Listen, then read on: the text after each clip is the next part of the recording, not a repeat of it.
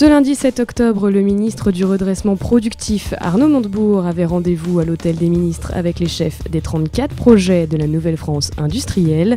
Jean Botti, directeur général délégué technologies innovantes du groupe EADS, en faisait partie, avec un projet ambitieux, celui de l'IFAN, ce petit avion d'entraînement de pilotes et voltige avec moteur hybride.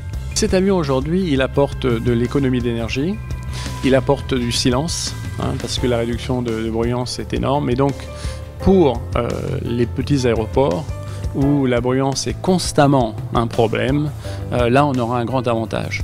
De plus, rouler, je dirais, à l'électrique plutôt qu'au carburant, disons, au kérosène, coûte bien moins cher. Donc là, on a vraiment l'intention de relancer, grâce à ce type de technologie, la petite aviation dans les aérodromes et dans les aéroclubs.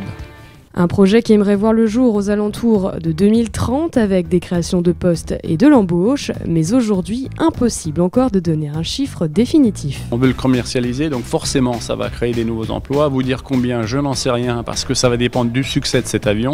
Ce que je sais, c'est que déjà en France, il y a une forte demande de la Direction générale de l'aviation civile. On a l'intention de faire une usine-école dans la région de Bordeaux. On a l'intention d'y mettre des grandes écoles pour justement faire un projet éducatif qui permette à ces jeunes de concevoir et de développer cet avion jusqu'à la fabrication. Donc c'est vraiment quelque chose de très ambitieux pour la France. Le concept de l'IFAN est totalement novateur et on peut se demander à combien s'élève un tel projet quant à l'élaboration de l'appareil. Une question qui reste pour le moment taboue.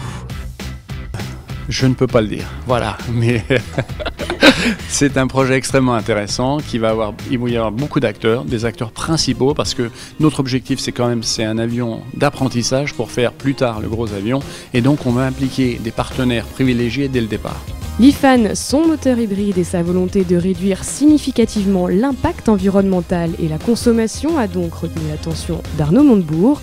Reste à savoir désormais si le projet réussira à décoller pour une nouvelle France industrielle, comme le souhaite le ministre.